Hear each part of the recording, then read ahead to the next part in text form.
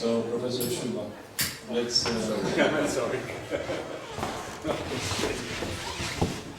Okay, welcome back again. Do you hear me? Do you hear me? Yes, they are hearing. Okay. So, I was just completed the example with the battleship Galactica. The analogy with Earth says that in principle, while vast sustainability does not imply sustainability, a society that maintains itself at almost steady state, it would be possible if we use the radiation, at least in line of principle. You will see there are limitations there too. Why do I say the word almost? Because second law implies that real sustainability is not possible. There is the work of the Romanian Enrico, Professor Georgescu Eugen, who was an emigrant of Romania. He lived in, first lived in the... You was born in Constanta. Oh really? I didn't know that. See? A Constantian. And then he lived in the States, but he went back to Romania, I think, in last year. No? Where did he die? In France or Germany or someplace like that? Yeah. Because Valero interviewed him. Yeah. So this guy was an economist. And he demonstrated that second law implies that sustainability does not exist. Okay? But his work has been very much neglected because it's not really nice to think that we have to die out. Okay? So, however, we will say that in the long run, we can almost survive sustainably if we use energy and recycle our mass flow rates. Okay, so let's go to indicators that include energy considerations. The first one was also produced in the 70s by a series of the 60s, end of 60s, 70s, by environmentalists Barry, Constanta, and Herendeen in the US. And they, instead of making the mass inventory, material inventory of final products, they worked with energy inventory. So the idea is the same as mass throughput analysis, but they work on energy. And the idea is to understand how much energy you use to produce a product. Like this, for instance, this keyboard. Of course, we use some materials to go there, but the materials are produced by using some energy. For instance, the plastic is made of oil. The oil in the ground has a certain enthalpy, which is the chemical energy of the oil. So we take that out of the mine, we use some energy to extract the oil, then we use some energy to produce plastic, then we use some energy to produce the keyboard, then we use some energy to dispatch the keyboard here to Constanta, and then we use some energy at the end of life to displace it, to decommission it. Okay? The sum of these energies is called the embodied energy. Embodied is a very nice word. It's all the energy that is contained in that thing. This is a very nice concept. The first application they did was to the car industry in the US. And that's why their theory was also not very much liked by industry. This is the idea. In a building, you have steel, plastics, concrete, glass, some materials. All of these materials are made of other materials. And each one of these materials may require other materials. But what is in the mine the amount of energy of a mineral ore? The amount of energy of a mineral ore is its chemical energy, enthalpy. Okay? The Gibbs enthalpy. What is the energy of water? It's its potential energy. And if you use it for other purposes like hydrogen production by electrolysis, it's chemical energy. What is the energy of a metal? It's its enthalpy in the ground. So you have a database and you can extract, you can work out this thing on a life cycle basis and you obtain this kind of diagrams. So it's an inventory.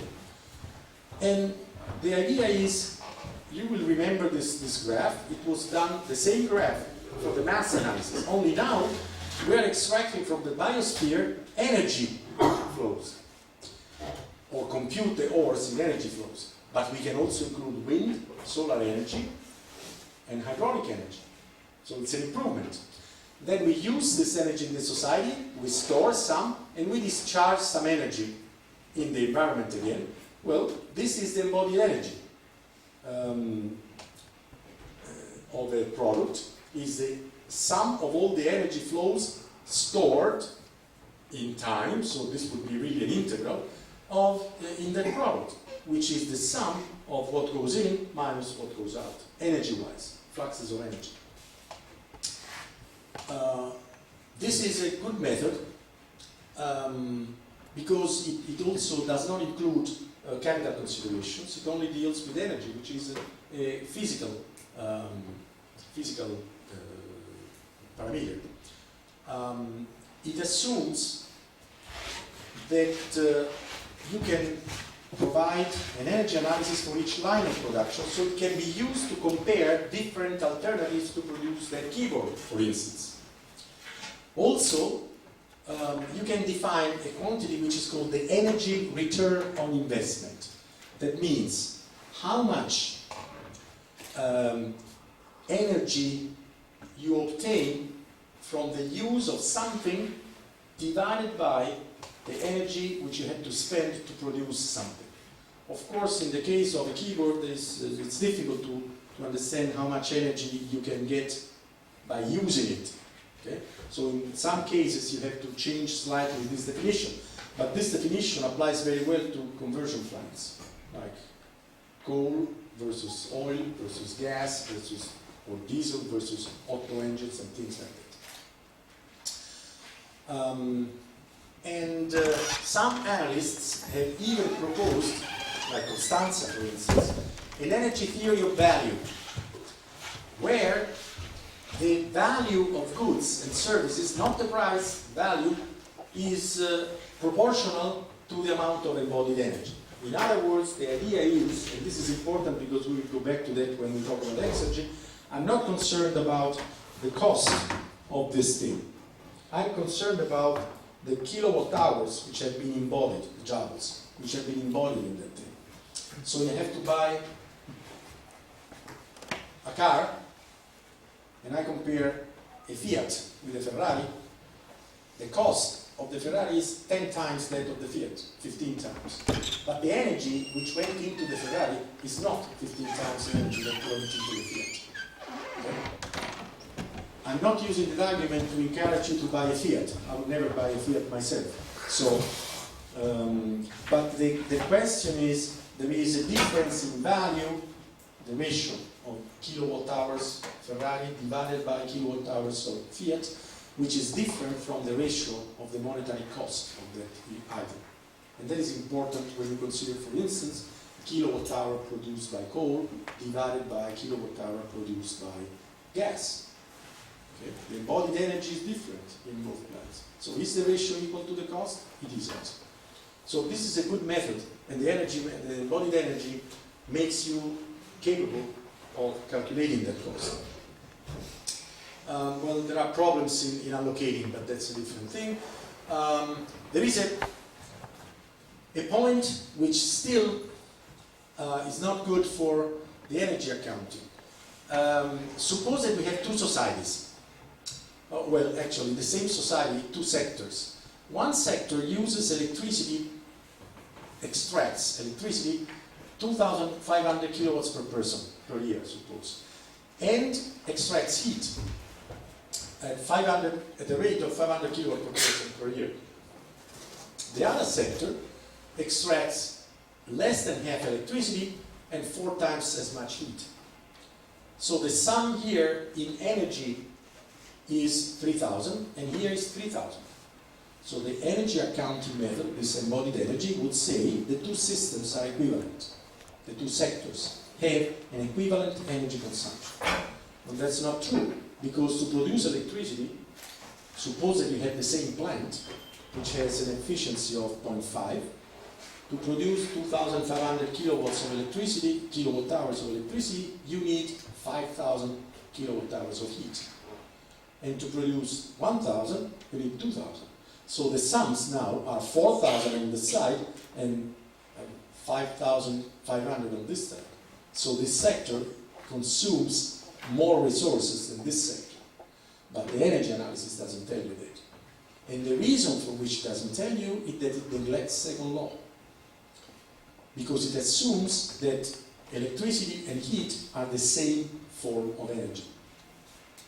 Which they are in the sense of first law, but they are not in the sense of second law. Is this clear? The difference is Carnot efficiency, okay, which is the second law concept. So the embodied energy satisfies all four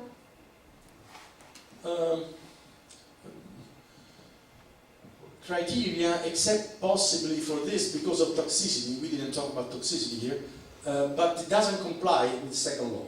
So it's again, it's a weak point here. So I don't like it. Then there is another method which was proposed in the 70s. It's called energy, or energy memory. This was proposed by Odum in the 70s. Odum was a biologist, not an engineer, and it shows in his publications. He has a very interesting idea. Basically, he applies an energy method, integral energy method, like the one we showed before. But he counts as the only relevant input solar energy. So he says, to produce that keyboard, I don't want to know how many kilowatt hours of oil or kilowatt hours of electricity went into here. I want to convert those kilowatt hours into original kilowatt hours of solar radiation. And to do that, you have to go through the formation of oil, go back 1 million years and compute all the solar energy that went into the formation of the forests, that then were depleted, went underground, were converted to oil. So it's quite a lengthy calculation, complicated calculation, and this is the idea.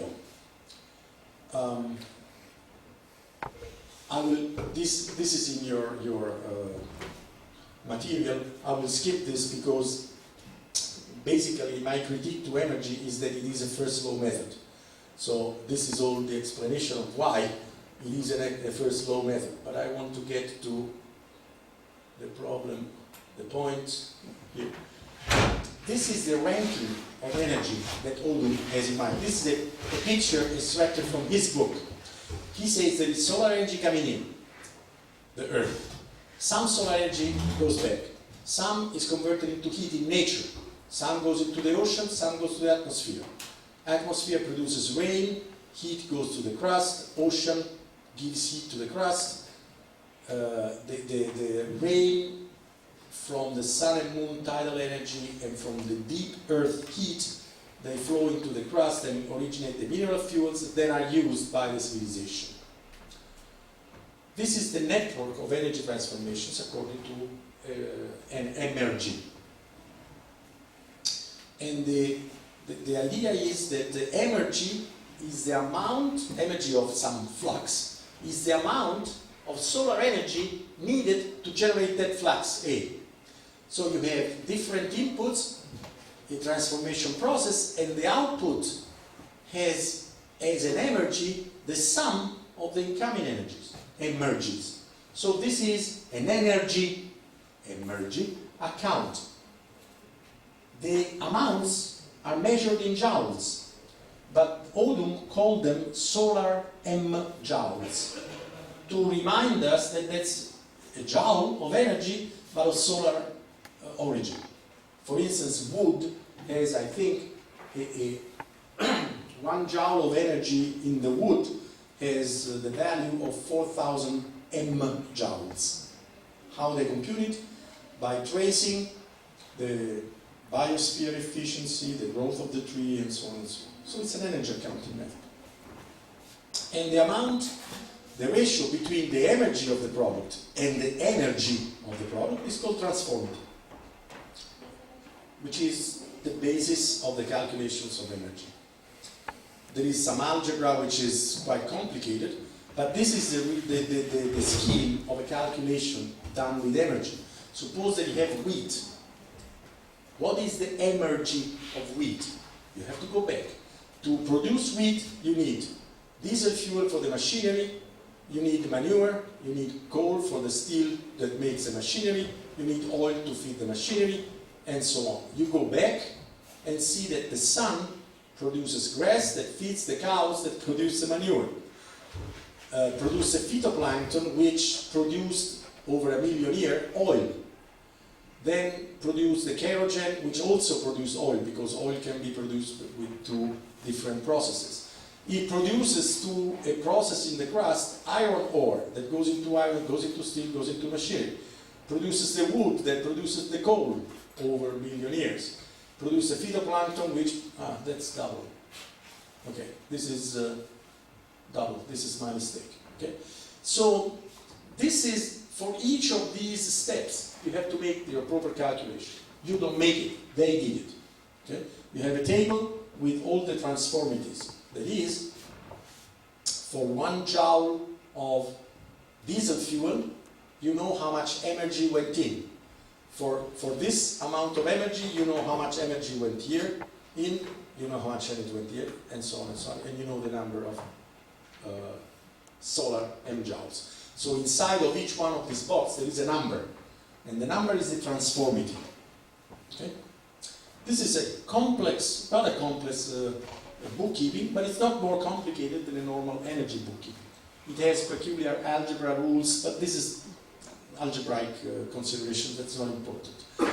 The important thing is that energy practitioners claim that this is a second law method, and it's not.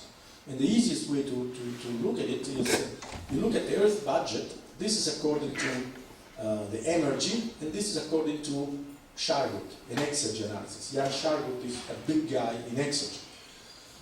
And the difference is striking, because what the main difference is that they have a very low amount, energy has a very low amount of low T heat reflected, whereas the exergy shows that almost 1/4 goes away of the incoming, goes away as a low T radiation, but also that the sum of these things don't come to 0, because exergy, we will see, is not conserved. So there is a destruction, which is production of entropy. It is absent here. There is no entropy here. So energy is a first law method. And as such, well, these are the differences. It has 4 good points, but as all energy methods, it doesn't comply with second law. That's why I don't like it. The scheme, when I say I don't like it, I say I don't recommend its use. The scheme is the same as the energy method. Society gets some resources from the biosphere and discharges into the biosphere, but the biosphere, we have added 1 step, gets all its solar energy as an input. And you refer the use of energy in the society, which you call energy, to the solar radiation. Okay? There is 1 step added to a normal energy analysis. This ends the examination of the existing indicators. Before I go further, I have to tell you about exergy, because the one consideration which has come constantly out of this analysis is that these environmental indicators do not include second law. So we want to find an indicator, to define an indicator which includes second law.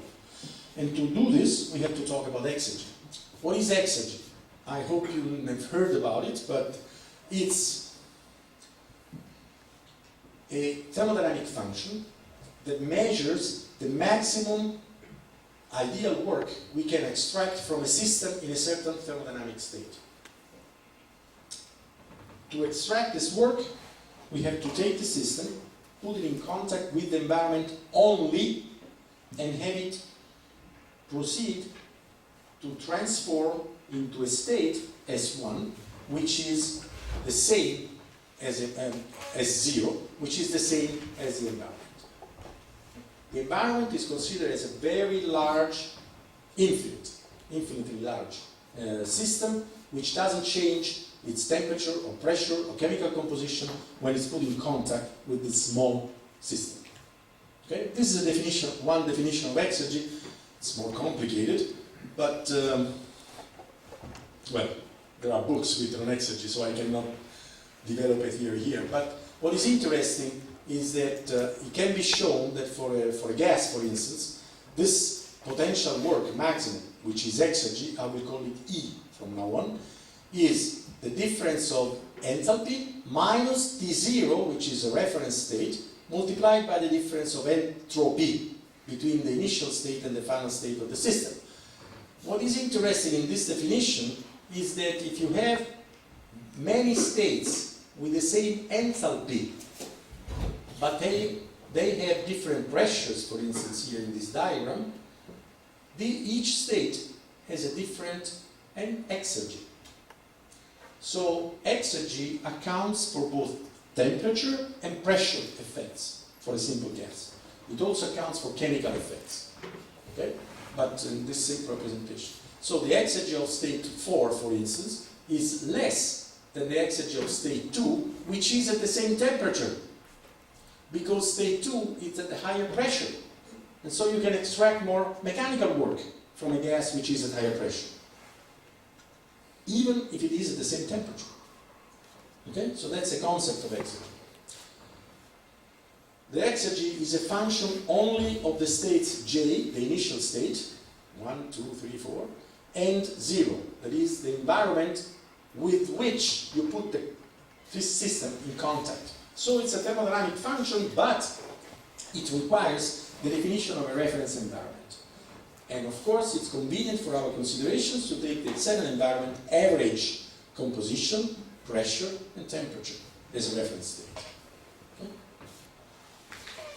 Now, exergy has also a chemical component, which is given by this formula. You are not concerned with the formula.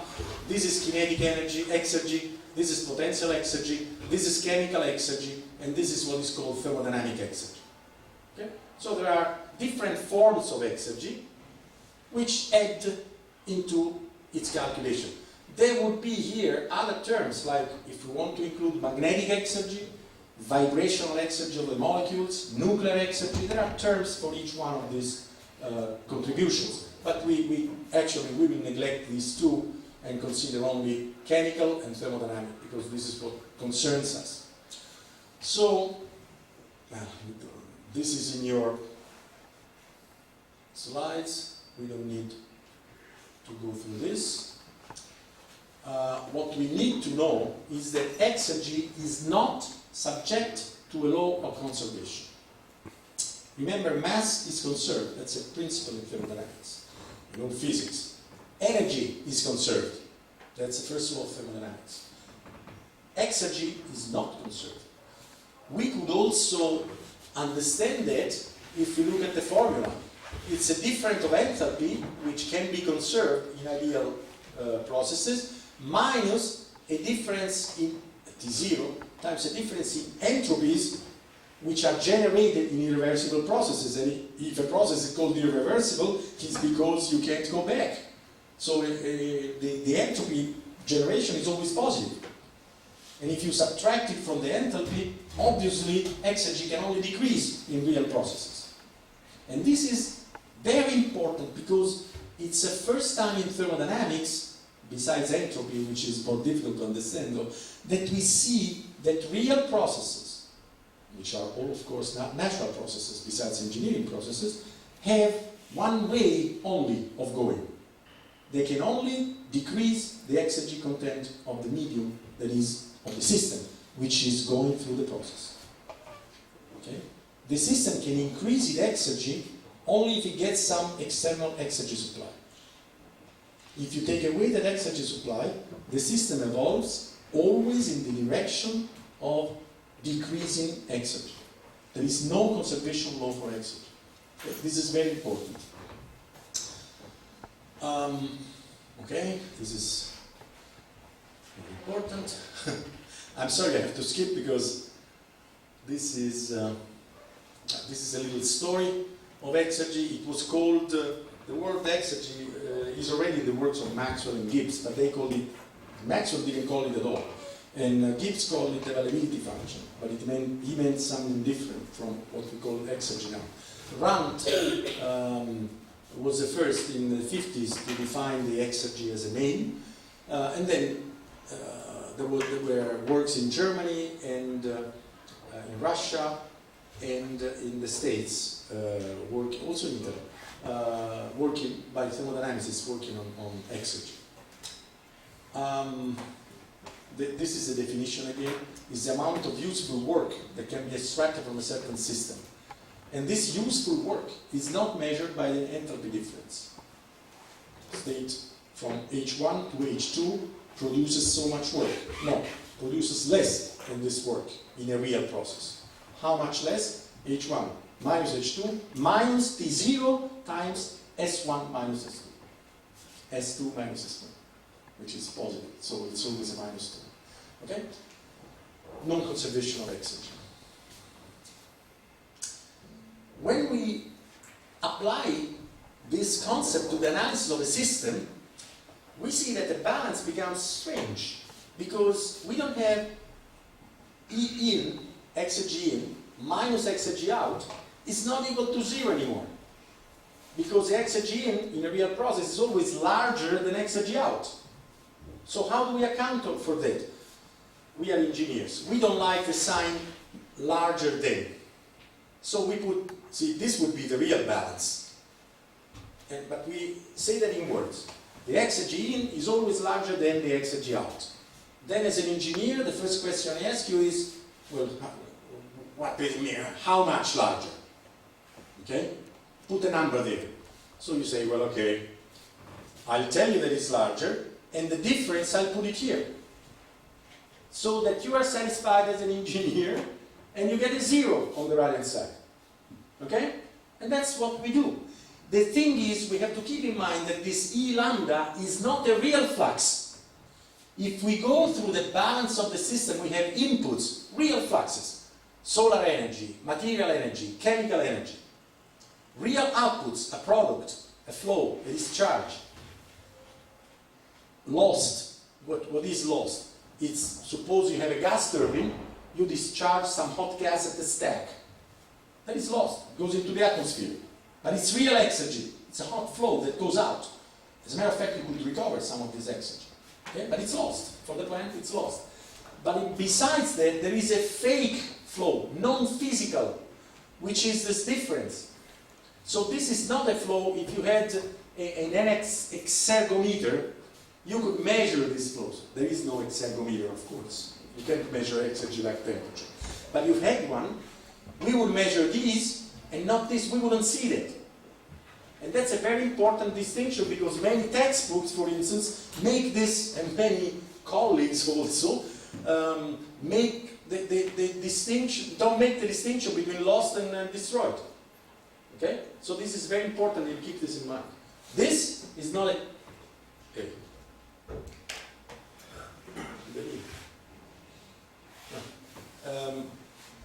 This is not a physical flux.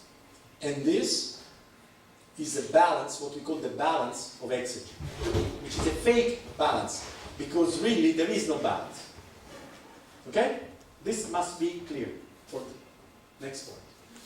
Okay, so we want to define a cumulative exergy content. Remember the system analysis method, the environmental indicator, which was embodied energy? Well, what did they do? They added all the energy influxes and said the product has some embodied energy value. Well, let's do it with exergy. And Chargot has done it, and he called it cumulative exergy content, which is exactly this. The red arrows are the influxes of exergy. No, it's not. Nobody's calling. Nobody ever calls. And the yellow arrows are outgoing real fluxes. Okay? Then there is an exergy destruction. But the embodied exergy in these two yellow fluxes is the sum of these exergies going in. So it's more, the sum of the red is higher than the sum of the yellows. Okay? There is a convention in X-edge analysis to call the red arrows fuels, even if they are not really fuels. They are materials or fluxes of chemicals. Okay? We call it fuels because it's something we need to produce the products. And everything which is the output, useful output, we call it product. Okay? And there are methods to make the accounting. And the X-edge accounting is obviously different from the N-edge accounting because there is this loss, which is cumulative. There is some loss here, some here, some here, some here, some here. Each single step of the industrial process produces some X-edge destruction, which is proportional, remember the formula, to entropy generation. So it's a measure of irreversibility. Every real process is irreversible. Specifically, we are concerned with natural processes, they are all irreversible. Okay, you can assign, this is the way you compute the X-edge, you sum the X-edge of the products is equal to the sum of the X-edge in. This sum from E1 to E13 includes the X-edge distractions, which have a different color because they are not real fluxes. Okay? So you can define an efficiency and so on and so on. Now, if X-edge distraction is so important, can we use it as an environmental indicator? The answer is no. And the reason is that if we look at this balance, that is very cool. We have an input in the process, we have an X-edge output with the in work, in watts, because X-edge is measured in joules or joules per second, so watts. There is an X-edge of discharges. The sum of this, or well, this minus the sum of these two is the X-edge distraction. That's a balance. Why don't we use X-edge distraction as a measure of the environmental effect of the process? Because it does not convey on toxicity, information on toxicity. The discharge of a 1 kilogram of arsenic and 1 kilogram of lead is proportional to the X-edge, not to the toxicity. So this is a big problem. Somebody proposed in the past to use X-edge distraction as an environmental indicator because it's a measure of irreversibility, but it's not a measure of toxicity. At this point, we have to make a very clear statement, which many environmentalists don't like, but it is so, we have to make it. When we talk about, I gave you a hint this, in the first part of the talk. When we talk about toxicity, we are not concerned with the conservation of the environment. We are concerned with the conservation of our own human species. Because, take for instance, eutrophication, which is a problem in the Black Sea, okay? Because of the Danube discharging phosphates in the northern part, western part of the... Is it good for nature or not? The answer is, nature doesn't care. Some shrimps will die, who cares? Some other organism will substitute the shrimp. When the dinosaurs died, somebody substituted the reptiles. When the human race will die, somebody will substitute for us, some other race. Okay? Nature always adjusts to change. We are not concerned really about the Danube being dirty. The Tiber in Rome is not much cleaner, so I'm making the example because we are in Constanta. We are concerned with the fact that if the Danube is dirty and we drink that water, we get sick. But there are animals who live in the Danube and don't care if the Danube is polluted. Fish adapted, microorganisms adapted. Okay? There are microorganisms that survive on petroleum fields because they learned how to eat petroleum, oil. Okay? So when we talk about toxicity, we talk about ourselves. We don't want the trees to be damaged. Why? Because we like looking at green trees? No, because the trees produce wood and fruit for us. Of course, we don't want the tiger, the white tiger of Siberia to die, but the real thing we are interested in is that our chicken and pork and cows don't die, because we eat them. Okay? Personally, if all crocodiles in Africa die, I don't give a damn. Okay? But I do care if all the chicken in Italy die, because I eat a lot of chicken. Okay? So that's a basic, it's an anthropocentric idea. And we have to be careful to be aware of this, because otherwise we talk about environmental concerns and everything when we are thinking only of our race. Okay? This is a very important statement. And we have to deal with it. So we have to accept that we treat toxicity because we want to survive. And the statement was made by Ball, a good friend, you know him too, right? Göran? A Swedish research physicist, actually, who is an exergy guy. He made a very good statement in 1997. Imagine that this is the past situation of the nature. There is a reference state, T0, P0, chemical composition of the crust and of the atmosphere. Microorganisms survive there, and they are in mass much more than us. Then the biosphere lives here, and humans and higher forms of life occupy this niche. We are the top of the pyramid, okay? The most evoluted form of life, we consider ourselves.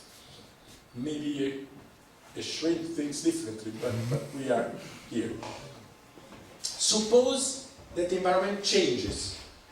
Either it changes by itself, or it changes because we are polluting it. It doesn't matter. Suppose it changes. What does change? The reference state. So the old reference state, chemical composition, for instance. The air, the atmosphere becomes acid. Okay? Suppose. There will be new forms of life, the microorganisms, which will adapt within few of their generations, minutes, hours, to the new conditions. They will shift the adaptation to the new reference point. But the biosphere, a tree, has a longer adaptation time. And we, which have occupied in the meantime half of the available pyramid, are living on that time scale, not on that time scale. So what happens? New forms of life will form and will start displacing the biosphere. What happens to us? We disappear as species. Okay? And I like to, this is not my example, this is Göran Ball example, 1997. And I like to say that, you know, there is a sentence in the Gospels that the meek of spirits will inherit the earth. I don't believe that, but maybe the cockroaches will inherit the earth. And that's what's going to happen. So, in spite of this, we have to consider that toxicity is important to us as humans. So, we have to judge toxicity on a thermodynamic basis. How do we do that? That's difficult, because we cannot do it with lambda, E lambda, because it measures only irreversibility. So we have to find a new idea. We cannot use toxicity. We cannot use exergy destruction because it does include toxicity. But if we think about it, toxicity is not the only factor which is not measurable thermodynamically. In economics, if you talk to an economist, he says, you want to know how the cost of that keyboard is established? I will tell you, you stupid engineer. The cost is a cost function which depends on capital, labor, energy, matter, and environmental remediation cost. This is how the economists compute the cost. Okay? And then we look at that, well, hey, Sciubba talked about E&M, what about the other three costs? How do we account for them? Okay? Well, we have to find a way to express these production factors, which are in different units. K is in lei or euros. L, euros, yes. L is in work hours. E is in joules. M is in kilograms. And O is in money again today, because the environmental remediation cost is the cost of CO2 remediation, for instance, okay? Or cleanup of water, cleanup of land, whatever, okay? Well, how do we compute these terms in terms of exergy? Can we do that? Yes, we can.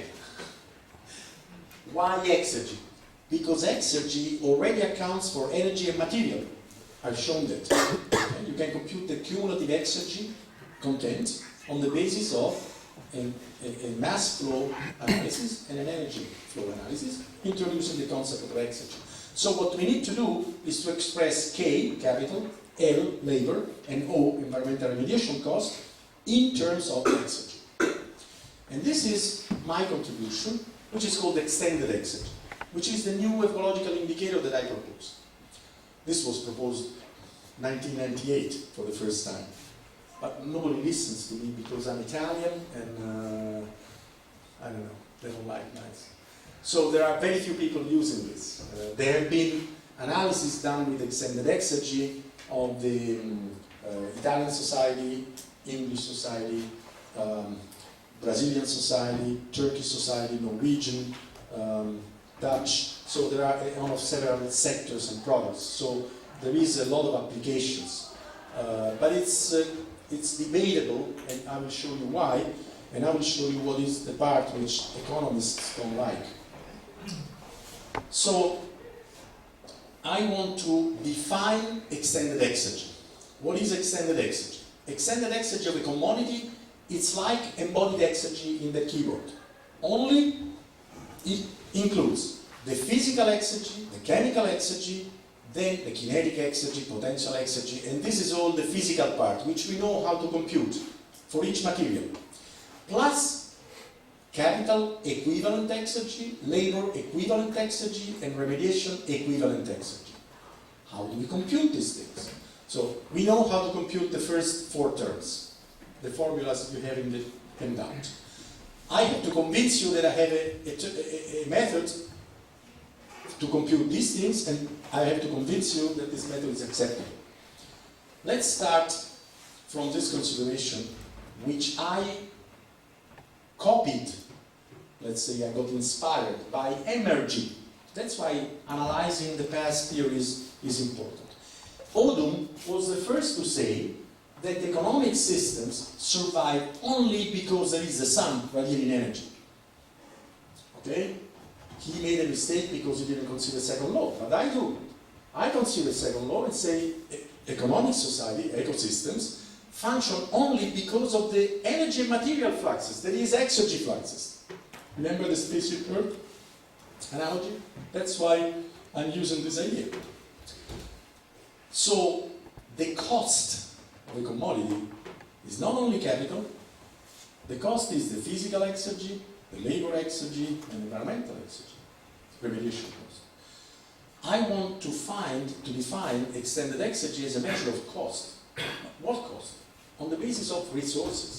So I'm going back to the primary resources measured in amounts of joules of exergy, and the sum of these resources, including capital, labor, and environmental remediation cost, is the resource cost of this keyboard. And this is the method which I'm going to explain now. I copied a lot of things. I copied also, well, scientists don't say I copied. I got inspired by, okay? I got inspired by Odum's theory. I got also inspired by Charlotte's theory. This is the same picture that I showed you before, okay? I'm telling you, but don't tell around. This is just between you and me. And Istanbul. Okay, I do the same analysis, but I use exergy for all these costs. So, if this is a society, I analyze the society.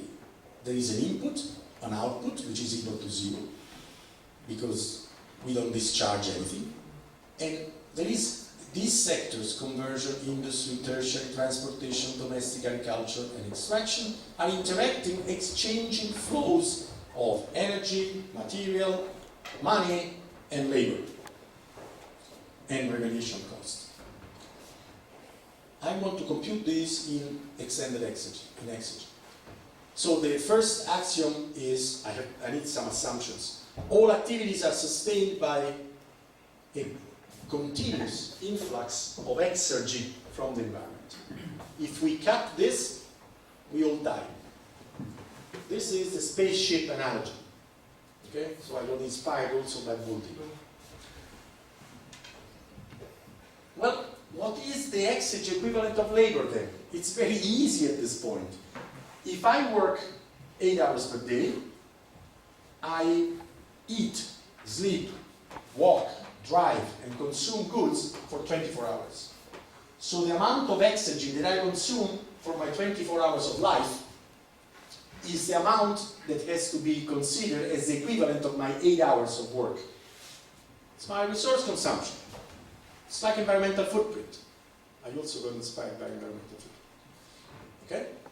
This shows you that it's good to study, because the more you read, the more ideas you get.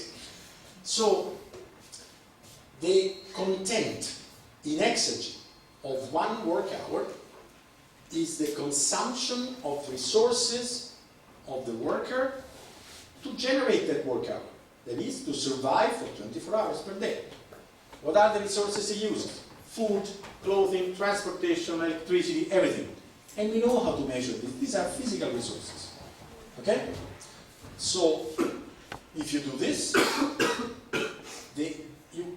you end up with a formula which says that the labor extended exergy or equivalent exergy is a portion of the incoming. And alpha has to be less than 1. Because if there is so and so many watts coming into the society, and all of the guys in the society consume so and so many watts, well, alpha must be less than 1, because otherwise they don't have enough exergy to survive. And you can alpha much less than 1. And I also assume that the monetary circulation in the society is proportional to the exergy flow that sustains labor. This is a strong assumption, but it's realistic, because if you have so and so much labor, work hours, then you use so and so much exergy, and then you have presumably a proportional amount of capital use that varies from place to place, from time to time, from country to country. So the factor beta, which is the extended exergy of the monetary circulation, I will explain what M2 is proportional to labor, and the factor beta can be higher than 1, 1 or less than 1. Less than 1 in very poor countries, but usually higher than 1. It's called the financial amplification factor. We will see what it amounts to. M2 is a conventional measure of the monetary circulation. It's not the gross national product. M2 is a number of euros that circulate in a country each month. And it's published by the central bank of most countries, except for some countries in Africa, and some islands of Polynesia. Monthly, it's published by tables of M2 are published by the central banks. So these are data which are really available each month, on a monthly basis. So you do some calculations, and you find out that the specific number of joules per work hour is given by this formula, where alpha is the factor that we saw before. This is the total exergy input, and this is number of work hours in the society. Total numbers, number of workers times the number of work per day or per year. And capital is given by a similar formula. This is joules per euro. What are we doing? We are converting euro to joules and work hours to joule. So we can use these factors to make the cost production factors homogeneous in joules. No money anymore. No work hours anymore. All joules. So the factors, which I call K, L, and O, in that formula of the cost now can all be expressed in exergy fluxes, okay, joules per year or something like that. And this is the theory. So this is this important thing. This is a basic. These are the basic formulas that I apply in my analysis. Notice that there is the strength of the method is that alpha and beta are not specified by the theory. So they constitute experimental validations of the theory. Because if you go to a country and analyze alpha and beta, we can deduce them from econometric data. You study the number of employees, the number of work hours, the wage, and so on, and you get formulas for alpha and beta. If for a society, if for one single society, you find alpha larger than 1, the theory is wrong. Because alpha has to be lower than 1. If you find for a society that beta is -2, the theory is wrong. Okay? Beta has to be a positive number, possibly higher than 1. Okay? So these are possible experimental validations of the theory. Up to today, of course, no exceptions have been found. All countries that we have analyzed, we have found values of alpha between 0.1, 0.01, and 0.3, and values of beta between 1 and 17, 17 for Luxembourg, of course, and close to 1, and sometimes lower than 1 for very poor countries like Yemen or Cameroon, in which there is no capital. Okay?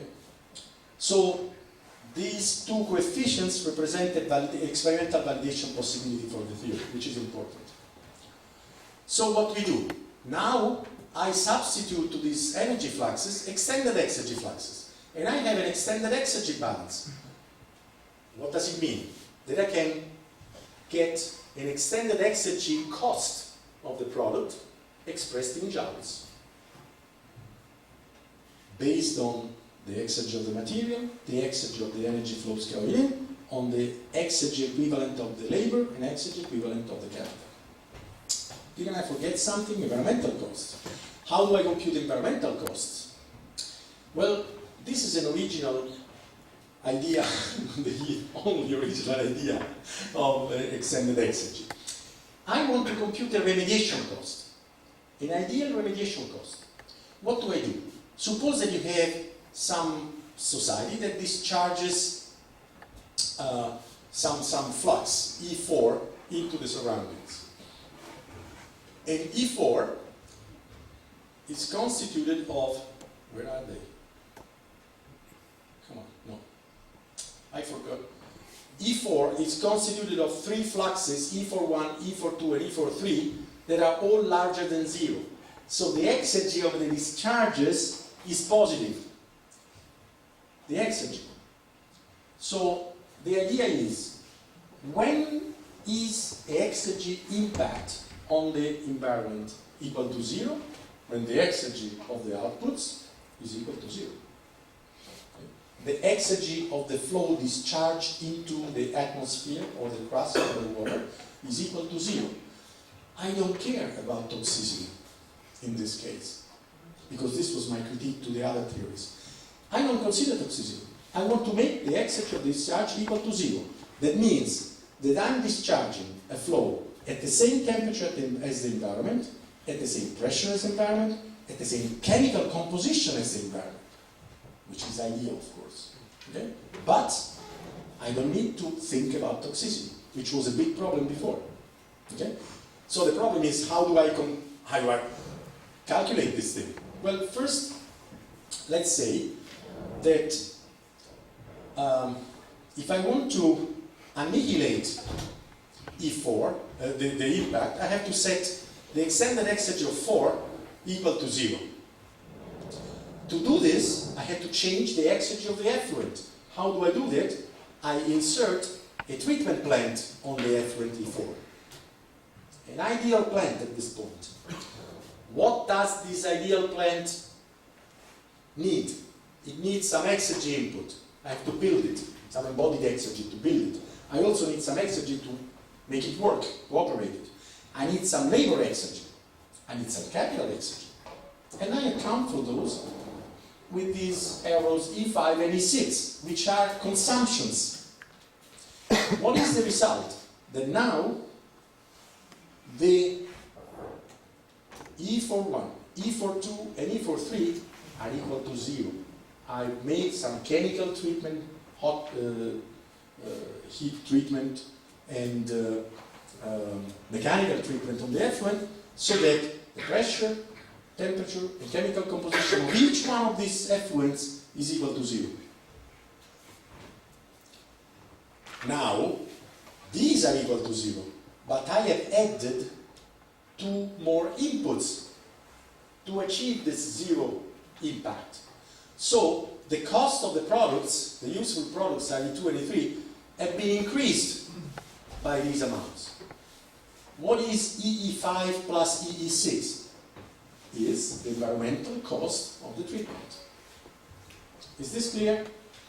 Now, of course, I'm talking about ideal treatment, but nothing changes if I put real treatment plants. I don't need to put here an ideal treatment plant. I can take, depending on if it's a gas, water, or whatever chemical, I can put the last technology, the state-of-the-art technology there. Because I can compute the exergy inputs that I need, and I make these almost equal to 0 in real cases. I cannot discharge, if I have hot water or a hot gas that I want to cool to atmospheric temperature, I cannot make it equal to atmospheric temperature because the heat exchanger has to get to infinite area. So real processes will always discharge gases at 2 degrees, 5 degrees more than the atmospheric temperature, or in the river, 5 degrees, 2 degrees, 3 degrees hotter than the water in the river or in the lake. Same for pressure, same for chemical composition. What am I doing? I'm really counting, I skipped that slide. I'm really counting, imagine that this is a temperature or a chemical composition, slightly different from the environmental composition, which is the real case. You don't discharge water from your sludge treatment systems in the rivers at exactly the composition of the water of the river. No, you discharge at some composition which is allowed by regulations, which has a little dioxin, a little magnesium oxide, a little this, and a little that. Why are we doing that? Because we count on the capability of the river to biodigest these things, which is called the buffer capability of the environment. You know that if you discharge an acid into the sea, the magnesium and sodium salt in the sea will neutralize this acid, okay, quickly. So the sea has a capacity, it's told to have the capacity to buffer the chemical pollution. So have rivers, so have lakes. This is measured by a thing which is called BOD, among other things. It's so measurable. So we can rely on this capability of the biosphere to cool the water a little more, to reduce the pressure a little more, to reduce the composition to average composition of the environment. We count on that. What do we have to do? We have to account for the amount of solar exergy that the environment needs to complete these reactions. And this is also computable. So we can compute the additional cost of treatment for real plant. And there are examples in which this has been done. So what I have done, I've shown you, I hope, that you can define a resource cost using extended exergy. This resource cost includes capital, labor, environmental, remediation cost. Of course, includes energy and material. But these 3 items, capital, labor, and environmental costs, are called in economics externalities. They are called externalities because they cannot be computed with process calculation. So what I've done here with extended exergy, I have internalized these externalities. These are now computed with process calculation, which you can do with any process simulator, if you know the process, of course. Okay? So this is a very important step. And I think this is a valid indicator. Last remark, extended exergy has to be used on a space and time integral, life cycle. And it can be used to compare two plants, for instance, besides societies. Why? Because, oh, come on. Because you have an exergy used when you build a plant, then you have an exergy used during the plant life, and then an exergy used when you decommission the plant. Suppose that these are two arbitrary curves. These two plants have different building times, different efficiencies. What is important is the area underneath the curve, which is always negative because the exergy is consumed. Exergy cannot be created by the plant. It's always consumed. It takes so and so much oil, exergy, plus so and so much capital and so on and so on and so on, but it destroys it. If we have a product, the efficiency of the plant is always below 1. So the exergy in the product is always less than the exergy we consume, much less. So the exergy here is always negative. It's a consumption. So what is important? In this case, the green alternative is better than the red alternative. But these are arbitrary curves. So, but you can build real curves for real plants and measure these items. Okay? Conclusions. The life cycle method AEA is good for the definition of exergetic cost, which expresses the primary exergy embodied in the product. Primary means fossil and renewable, both of them. Solar radiation, wind, hydraulic, oil, coal, ores, everything. Includes a measure of the quality of life because of the beta and alpha factors. Consider explicitly environmental remediation costs, and it can be used to attach a sustainability tag. In other words, to say which one of two societies is less unsustainable. The one which has a higher exergetic efficiency, extended exergetic efficiency, has the higher degree of sustainability. It's a good indicator for the global performance of energy conversion chains, exergy. But its analogy indicator is not good. So we had to move to extended exergy, or to extended exergy content, to correct some of the shortcomings of exergy. And if we base our cost accounting procedures on EEA, we can get a number which correctly reflects the resource to final use, including disposal. And of course, as I was saying, there have been many applications of extended exergy, and the latest application that we are trying to do is to apply to living systems. In the sense, we are trying to see if we can express the change of numerosity of a population in nature, like horses or crickets or trees, as a function of the extended exergy they can avail themselves of in the competition, in evolutionary competition. But these are very difficult studies. But this is a field for environmentalists, which I think it's a good way to go. Thank you very much. It was a long presentation.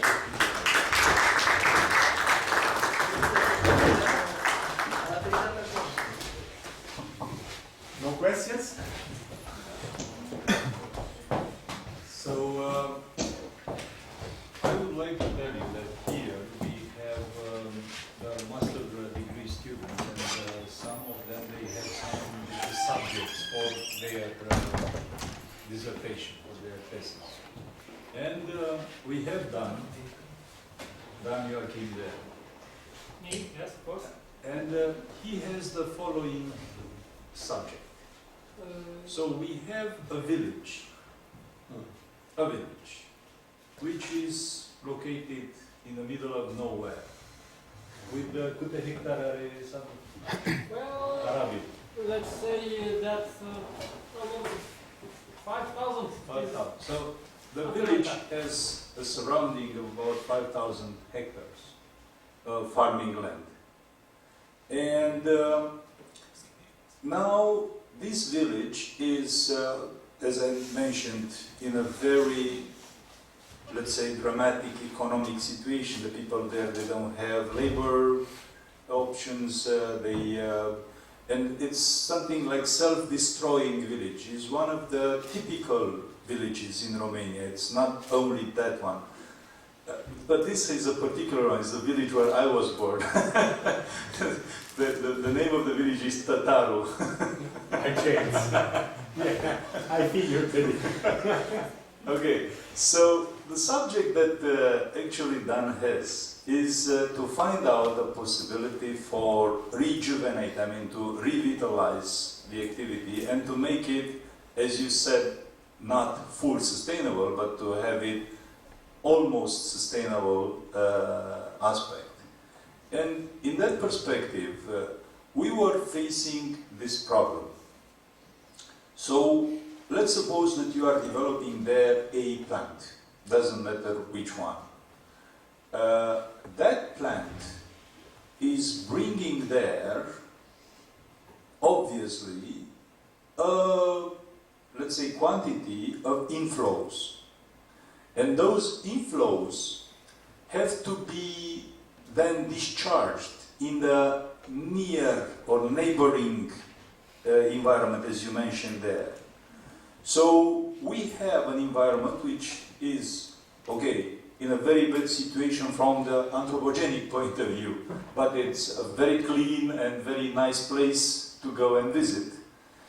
And now we want to make it sustainable for the people there. And making sustainable, that means that you have to build something, you have to do something. Even if you make there some windmill park, then even that one has to have. So, what is, in your opinion, this aspect of discharging and how this is going to reconsider that point of view of sustainability?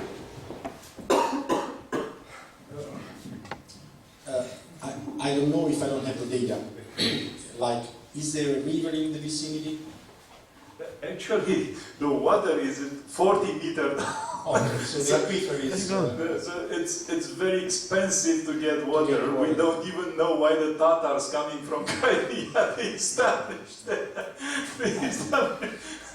Actually, that village, just as a parenthesis, that village was an establishment of some retired Ottoman soldiers, and it was a pest in the 18th century. So most of the people, they moved around. And then when the Tatars were expelled from Crimea and they came here, they had to establish somewhere, and they offered them that village. They knew about the fact that it was a village where there were some water resources. They looked for it, and finally they found out these fountains. So they found a person who told them where they are, and because of the pest, they decided that for each fountain, next to each fountain, to build a mosque. So in my village, when I was born, there were 350 families, but 5 mosques. So it was due to these fountains. So the water is very expensive, that's the point. So you need to have data. Now, you have the data. Some of them. Like consumptions, Yes, of course. transportation, this kind of things. First of all, I studied, of course, the source, the energy source, and I studied the idea of using the biomass. It is a huge amount of biomass, and this means, or I can install combined heat and power, let's say an organic Rankine cycle, for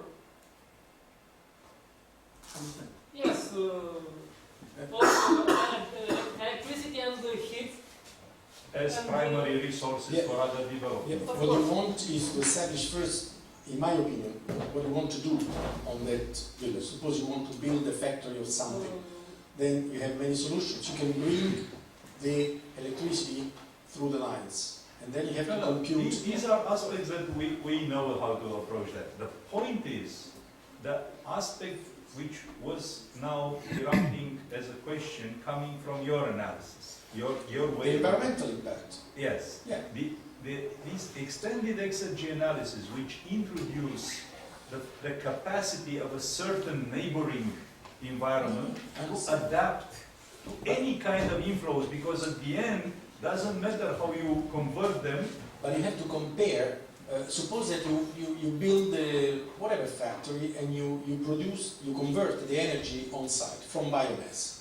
It still has an environmental cost. Now, it may be, I don't know, but it may be, depends on the data, that it's cheaper from the environmental expense point of view to bring the electricity from Bucharest. Because of the, I don't know, The pesticides to be used, depends on fertilizers okay? and so. So I suggest two options. The first option is a technological modern option, and it's like, let's apply this technique. If you have the data, you can dedicate one or more students to the study, and we'll do it. I will be glad of collaborating. The second option is the classical Roman historical option. We will send our legions here, destroy the village, take the women to Roma, and kill the men. That's the usual way the Romans But there used are to do. still some Tatars there. Then we have a long fight. Okay. We were discussing this at lunch today.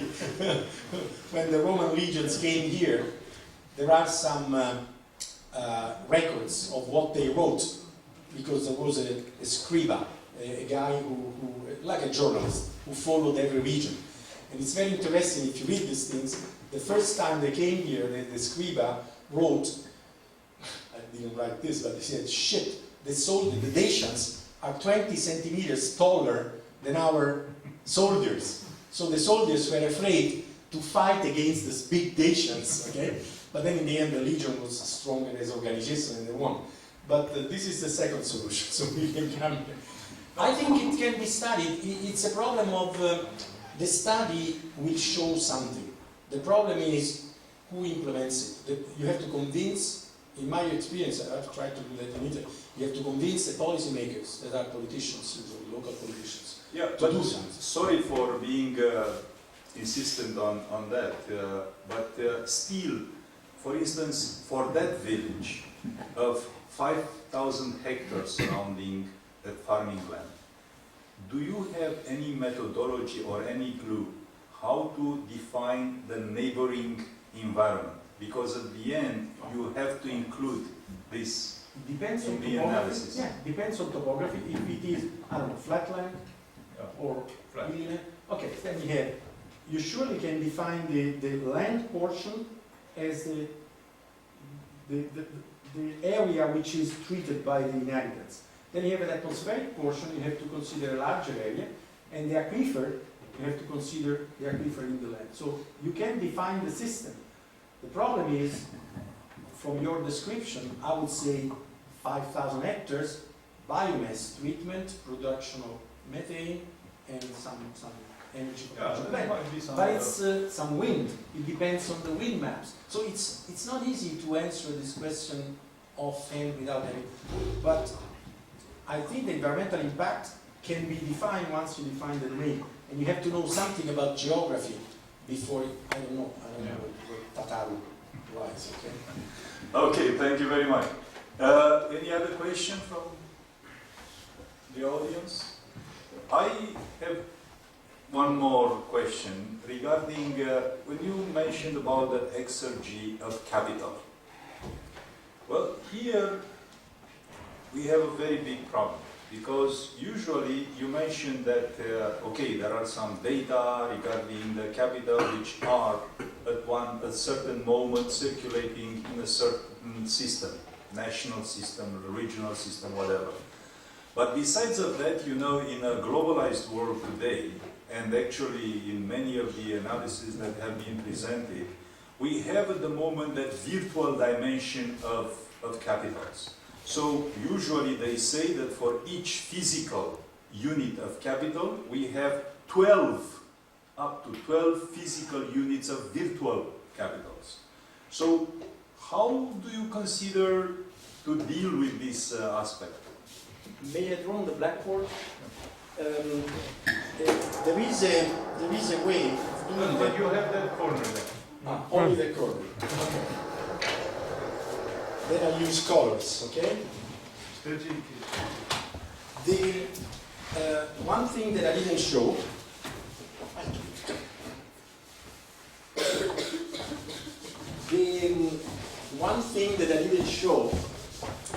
is that if you have a society,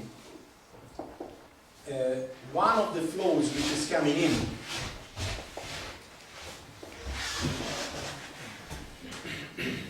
is imported capital or virtual capital.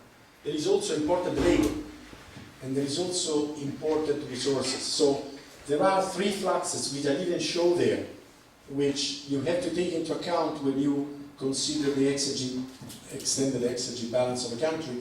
For instance, we concluded I have a doctoral student at ETU, which is going to defend her thesis in 2 weeks, and she did the extended exergy analysis of Turkey. And one thing which came out is that there is a huge influx of capital into Turkey from countries of the Gulf, and there is also a large import of materials from other countries. So you have to count that as an additional resource input. And you can do the same with capital. But you have to know exactly the capital input, what you call virtual capital. That's a problem. I don't know if that answers your question, but labor, for instance. You don't have this problem, but like Spain has. Yes, Italy has. Italy has. Because there are a lot of Romanians. Romanians are official laborers. Some of them We have a lot of unofficial laborers which give work and get capital wage, come from North Africa, and we cannot account for them. I mean, there are millions. So that is the problem, and that they can shift if you have 2 million out of 20 million workers, as the case is in Italy, it's 10%, and it changes the results. So maybe you don't have that here. But not yet, probably. Maybe in some development situation when the potential here in Romania will be higher, then the fluxes will. You also have the problem at local area, because in Bucharest, for instance, you have workers coming from outside, commuters. Yeah. That is difficult to account for. So there are problems, of course, in the accounting. It's not a problem less, but. Yeah. Okay. Thank you very much for the answers. Now let's move to Istanbul. Zeynep, we have the group there, our friends. Do you have some questions to Professor Sciubba? I'm going back. We don't take questions there. Thank you very much for the presentation. Thank you. Yeah, thank you, Zeynep, because the group in Istanbul, they are dealing with subjects like, let's say, nanotechnology and carbon nanotube. Zeynep, she's working in new materials, and the other colleagues are much more technically oriented. Okay. But what is extremely important is that the approach which was presented by Professor Sciubba is something which is bridging, let's say, the technical aspect with economical and even environmental approach. And I'm sure that maybe when you will read a little bit, let's say, in depth the documents that have been transferred to you, maybe it will be also interesting. And also I recommend to pass it to the other colleagues from Istanbul. Thank you. So, And I will be at the ETU at the beginning of February, because there is a thesis defense in the mechanical engineering department, and the student spent 1.5 years in Roma working on this thing. So it's maybe we'll see each other. Okay, I'll be there. Professor Bayülken is in the committee from the mechanical engineering department. Actually, Ahmed Bayülken, he's also professor at the Institute of Energy. Okay. See, it's a small world. Okay. Thank you, Zeynep. Now let's move to Professor Mazinov. Are you still there? Thank you. So great presentation and great lecture. Professor Pamuk, now that our university have this problem, see this problem too. And some my student have question about one question, please. Artyom, you or Christian? Good evening. Good evening. Professor Eden. I'm a student of Cairo National University studying in Faculty of Radiophysics. Thank you for interesting lecture. It was very interesting for me. And I have one question. There is so many parameters in the lecture. By the way, I cannot lay more than 40. I mean, it is interesting for me, for us, how these parameters can compare between itself, between all of them, maybe in one system. Thank you. I didn't get the question. I didn't understand. So he mentioned, if I understood correctly, you said that in principle there are many parameters for a single system, and when you have that many numbers of parameters, would it be difficult to compare two systems? I understand now. You are a student of physics, aren't you? Hydrophysics. From physics department, and with so many parameters and I know. modeling. No, I understand. That's a typical question of a physicist because you have a lot of mathematical background. I know that you wish I responded that we use a multifunctional optimization, but we don't. The fact is, you have very many parameters, but very few engineering choices.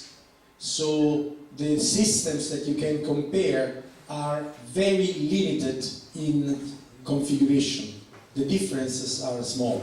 You can't increase the pressure to 200, you can't decrease the pressure to 1, so there is a range of pressures in between. You can't change the composition within a large range, you can change the temperatures. So from the engineering point of view, from a system engineering point of view, the configurations, let's say, the space of solution, the solution space, is very limited and absolutely finite. I hope it's clear. And maybe one question from the student who have a program of modeling about. Good evening. Good evening. You hear me? Good evening. Good evening. I have one question. Do you have any computer program or maybe computer models which can describe your model? Yes.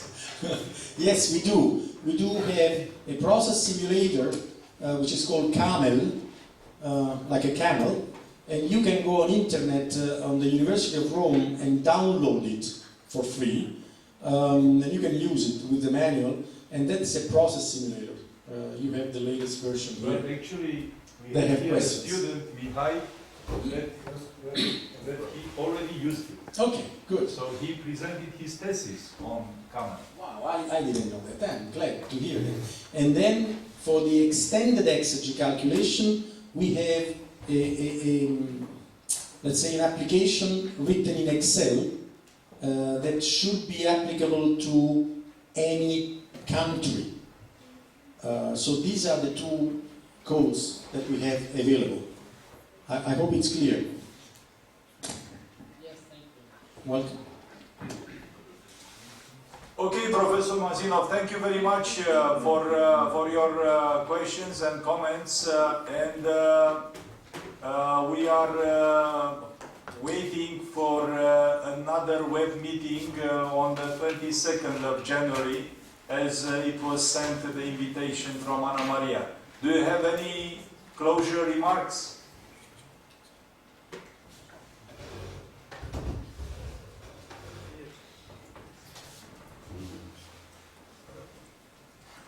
Professor Mazinov? Sorry, I not hear you. What about remark? Yeah, if you want to say something at the end as closure. Oh, I thank you very much for interesting and beautiful lecture.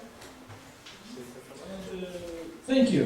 Thank you all, and we shall see again on 22nd of January. Thank you, bye. Yeah, I think we will. Bye. So once again, thank you very much. Thank you.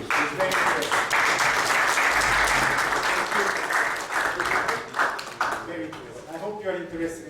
so there is a lot of work to do. So we have to